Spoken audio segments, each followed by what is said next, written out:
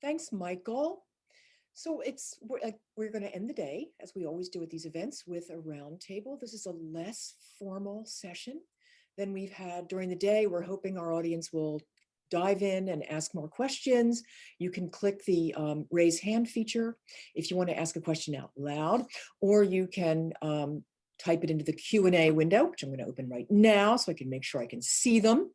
I want to introduce, we're going to be talking about esports lessons for the news production world, and how this year all the remote production that's gone on also went on in esports, and how that might have lessons to teach the remote production world in news. Our VIP guests today are Cameron Reed, Esports Business Development Manager for Ross Sports and Live Events, and Mike Anthony, Business Development Manager at Ross Production Services. Let me just bring them up here. There he goes. There's Mike and Cameron. I'm going to promote Cameron. Mike and Cameron, you could turn, there you go. We like video. Yeah. People, at least you are. So it's great to see you. Thanks for showing up. Let me ask, I want to start with Cameron, because I want to go back to earlier this year when the world turned upside down and you were in the sports production world and there were no sports to produce. Yeah. And you also were an esports fan and you said, wait a minute, they're going to keep going. What can we do? So tell us about what happened. Yeah. I think that, was it March 12th or March 13th? I think everybody at the company kind of grew 2 inches in their seat as they puckered up a little bit and looked at the calendar for the rest of the year literally disappear. I remember there was 2 weeks where the only meetings I had were meetings about canceling meetings. So it was a little bit scary. Fortunately for myself and for our company, we were in a position where we were always very heavily involved in esports. Certainly my entire career, I've been an esports producer and director before I joined Ross Video. And I knew that at least the competitions in esports were going to keep happening. They were already safe, socially distant activities, playing League of Legends online against another team, right? Or Valorant or Counter-Strike or any of the other games we cover. I guess the question was, well, how do we keep the coverage on the air, right? Because that's not necessarily a safe, socially distant activity. Packing, 10 or 20 people into a truck or into a production control room, often with a lot of shouting, a headset that's been worn by God knows how many other technical directors that week, coming from who knows where they've been, it sounds like home to me, but it also sounds like home to coronavirus, doesn't it? So yeah, we had to figure out a new way to do things pretty quickly.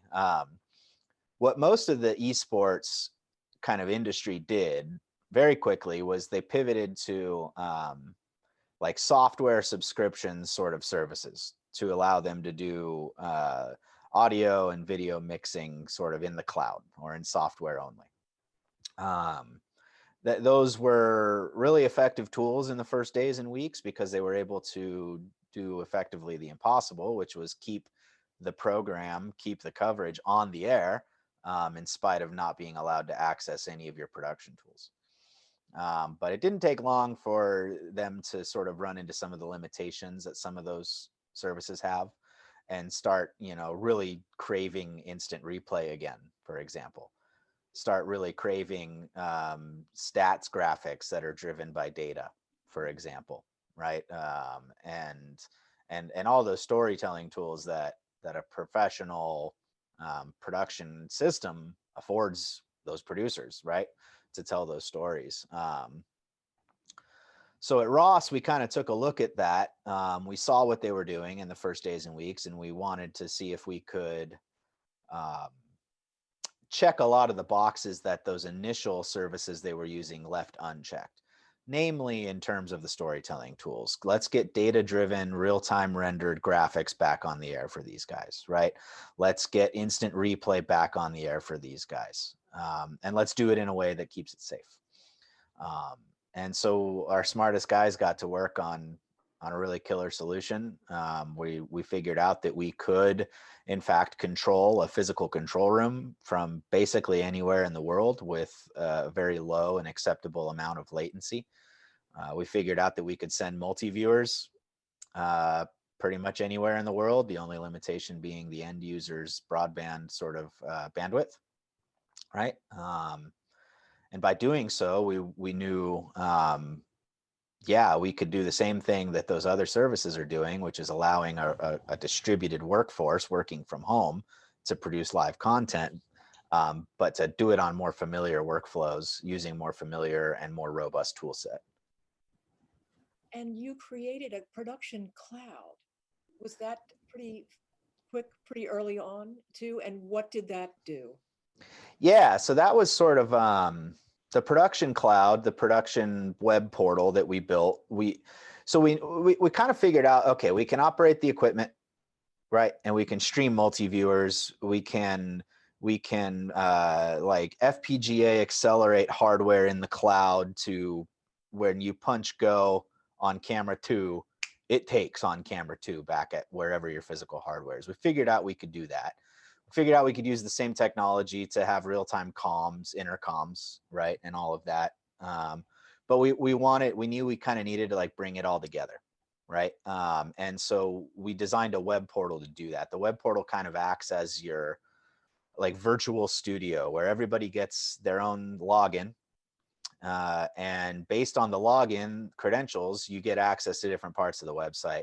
You get access to different customizable multi-viewers, for example. If I'm a producer, and I know this is a news group, right? But like if I'm a sports producer, I probably want to see every single replay channel I've got because I want to, hey, green's got the angle, gold has the angle, right?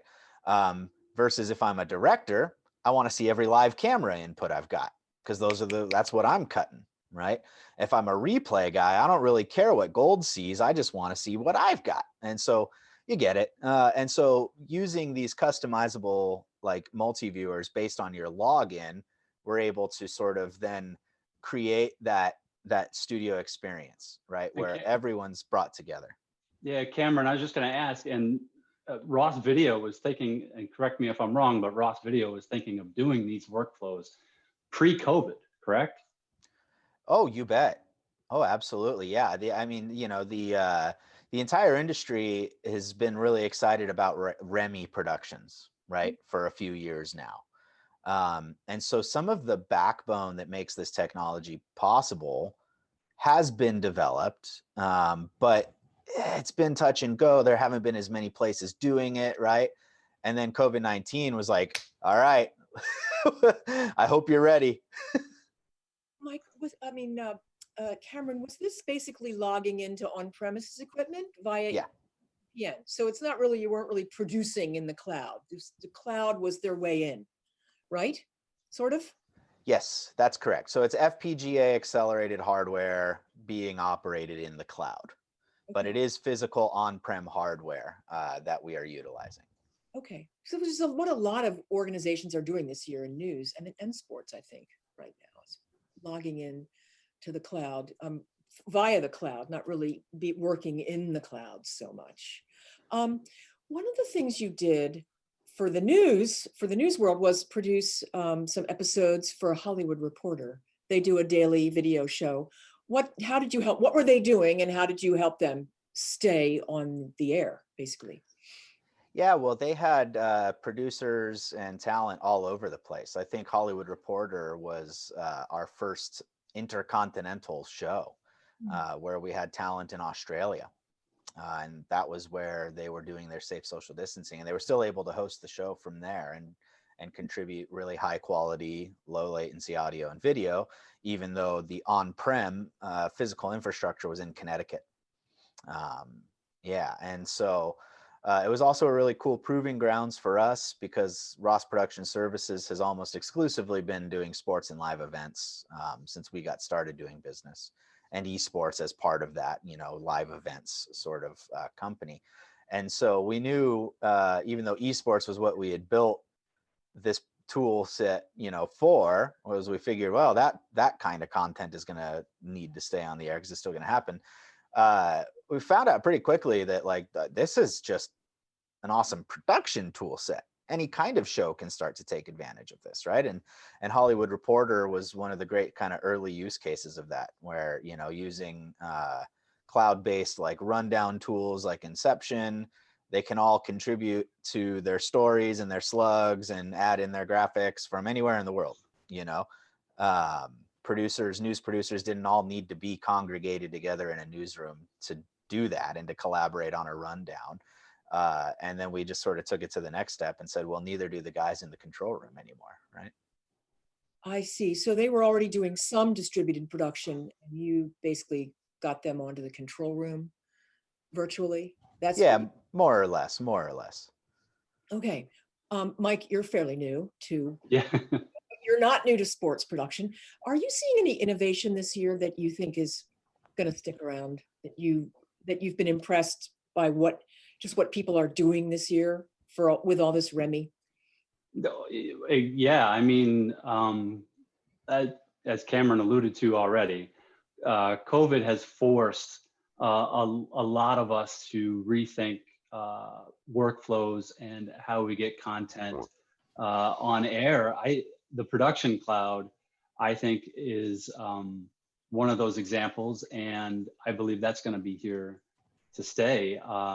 And if you want to find some, because I'm coming from a sports world background, if you want to link that to the news world, the news, just like sports, we have to news gather, we have to go out and get interviews.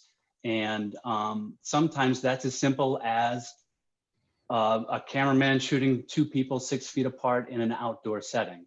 But when your interview subject is further than 6 feet apart, the production cloud is a very useful tool to bring them into a live interview session. It's very easy to use. An example from the summer, the WNBA used the Ross production cloud, and they were able to bring in a 9-year-old girl who was covering the WNBA, and they brought her in through the production cloud, and she said it was so easy to use and get in. So the Ross production cloud, right? It's the tagline. So easy, even a 9-year-old can use it. Where was she exactly when she was in New Jersey, and the WNBA finals were in Florida, and very low latency. Well, that's kind of the thing this year, is how to get the latency down. Yeah. So what are the pain points you're both seeing in remote production and how in what you're doing now, and how can they be fixed, do you think? Cameron, you want to go first? Sure. Yeah. So speaking specifically about esports, but I think it can be applied to anything, and we already just sort of started to talk about it a little bit, is anything we can do to continue to reduce the latency that we're experiencing from from control room back to contributor, really, right? Latency between contributors is virtually non-existent because we use similar technology to what Zoom's doing right now, this sort of WebRTC conferences where you and I can talk to each other just as conversationally as though we were in person. But the more that we can continue to lower the latency between the technical director firing the button in that FPGA accelerated tool, right, receiving that command from the cloud, for example, or the lower latency we can get from the router that's sending the multi-viewers back to the contributors, right? That's one area I think that we can continue to improve this technology. Really, it's the main area. I think one other thing would be in terms of audio. We are called Ross Video for a reason. Video is what we do, but audio is an enormous component to what we do, obviously, right? It's pictures and sound, how you make television. So right now we generally recommend that you have your A1 on-prem You can distribute the rest of the workforce because all the other tools are very easily operated and very low latency. But, I've found that human sort of cognition has a real problem with audio latency that it doesn't have with video latency as much. If you see a guy start talking and you don't hear him start talking immediately, it drives you crazy, right? It'll give you a headache. And so that's why we recommend right now the A1 be on-prem, because the A1, if he's on-prem, he won't have to wait to get that return in terms of that sort of feedback, right? On that tactile surface. He just hears, open the mic, boom, he opens the mic. Those are probably the two areas I've noticed the most that we can continue to improve. Okay. Yeah, poor audio. It's like I was going to say the old days, but it wasn't that long ago. It's like watching bad 3D. It gives some people, a very bad headache. I mean, there's, there at times can be connectivity issues. There can be camera quality issues in the sports world. For the talent, it's very difficult when they're not present because they can't see reaction to an injury right away, or they can't continue to monitor that by looking at the bench and telling that story as it's being played out.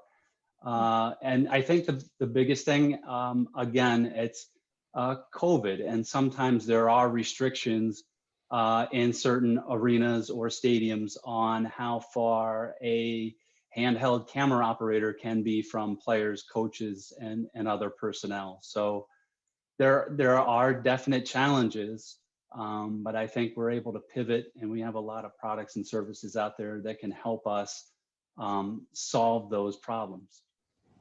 You were both talking earlier this week about now that the sports are back, they've been back for several months now, and you're helping them produce, but you have to socially distance your personnel around the stadium. You have to keep them, they might be downstairs rather than up on the field. How do you think any of that's going to stay? Is that bringing any improvement, or is that just a pain in the neck? I think it's here to stay for now. I wish I could predict the future, because I could probably win Mega Millions tonight up at around 300 million, but it would be nice. But I think it's here to stay for now. And like I said, each arena or stadium is going to present its own unique challenges. We're able to pivot and put, let's just say a handheld operator cannot be 20 feet from the court, near players, near coaches, near other team personnel. We're able to pivot with our robotic camera solution, the Furio, and have those operators either behind the stands in a lower VOM, operating those cameras with a pan bar system. So it's normal operation for them, a little bit different, but a normal operation. So, it just depends on the problem and how we're going to go out there and solve it. Okay. You both were in news very early in your careers. I'm just wondering if what you're learning this year, if you see how any of this could be applied to news gathering or news production that would bring more efficiencies. There is, as you mentioned, and as a lot of people mentioned, nobody's throwing buckets of money at news production right now. So what would you recommend to the news production world about what they can learn from what you're learning? Oh, I think that Mike brought up a really interesting point about the ENG process, using cloud-based tools like this to get reasonably high quality audio and video. That's something that I believe, even in a future in which everybody's inoculated and it's all good, and COVID was a freaky little blip on the radar, right? Even in a future like that, which we'll see if that happens, if you can get a good signal from the city council member who you needed to interview about the recent local ordinance that's contributed to whatever your story is, right? And you don't have to go down in person to do that. That's something that could potentially change the way that we see production moving forward, right? Or something as simple as just being able to have your crew working remote. You know, one thing that's been really exciting in esports is that we no longer maybe have to be traveling these expensive producers and directors to these big on-site events, right? Certainly especially in Mike's world, in the sports world, my guys haven't really gotten there yet. But, you know, I'm sure there's some guys in sports, you know, that are commanding pretty high, pretty good treatment if I'm going to go direct the Super Bowl for you this year, right? You got to put them up in nice digs. You got to fly them. And we're not picking on them. That is rightfully so. They Right. deserve every bit of it. Absolutely. Yeah. But in this day and age, companies are looking to save on T&E, travel and entertainment. Yeah. And I suppose same lesson. Were you going to say something, Mike? No, I not at all. Go ahead. Sorry. Interesting to think about having the crew back at the studio, you know? Is there anything else I should ask you about this topic? Any challenges, like the biggest challenge you're facing right now? Cameron? Wow, that's a tough one to answer, right? You know, what should I ask you? Yeah, that's a really interesting question. You know, I don't know that I just think that my sort of final thoughts would just be it's incredible to see how necessity bears innovation, right? And I've heard that saying, I've kind of known it as one of these sage pieces of wisdom that you kind of have and you know is true. And then just to see it happen this year has been really, really remarkable. And to see some of the guys on our team that developed this thing, I would like to give special credit where credit's due to a guy named Matt and another guy named Logan. Matt Webster and Logan McDonald. They're two For sure. incredibly smart guys on our team that really built this entire thing. We had a meeting in which, you know, everyone was like, Cameron, what does esports need? And I was like, well, it'd be nice if we could get graphics and replay back on the shows. And, you know, I don't need to take any more credit than I'm due. That was my contribution. Really, Matt and Logan built this thing, and they just worked like dogs for weeks, developing something that didn't exist before. And it's truly amazing to see that sort of, not to get too pie in the sky about it, but just that human ingenuity that can happen in times of crisis is really inspiring for me personally.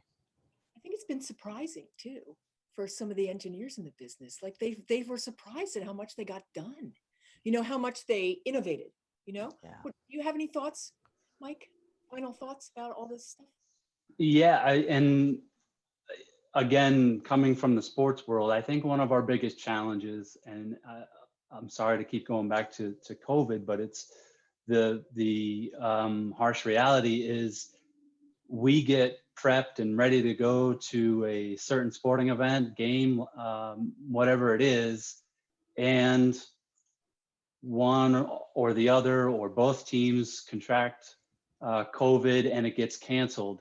I think our biggest challenges is one of our biggest challenges is this game going to be played tonight? Are they going to be playing next week?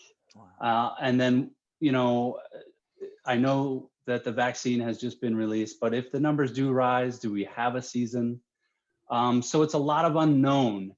And to Cameron's point about having a good team, everybody at Ross Video, we say, stay positive and test negative. I'm stealing that line, by the way, but stay positive, test negative. We have an amazing team, and they just, they pivot and react and find solutions. Well, thank you. I can tell you my husband watches nonstop NFL as much as he can get. And it's like, wow, he can watch it on Wednesdays now sometimes. So I know it's hard on the industry, but I bet the fans like it. Well, I want to thank you both for being here. Thank you. Table. I thank Cameron Reed of Ross Sports and Live Events and Mike Anthony of Ross Production Services. It's been great to see you both. News Tech Forum continues tomorrow, 1 p.m. ET, with live sessions on novel approaches to news storytelling and news storytelling innovations on OTT, plus a fireside chat and a roundtable on augmented reality. You're going to like that. See you tomorrow at 1 o'clock. Thank you both very much. Thank Thank you for you. having us, Kathy. Bye-bye. Bye.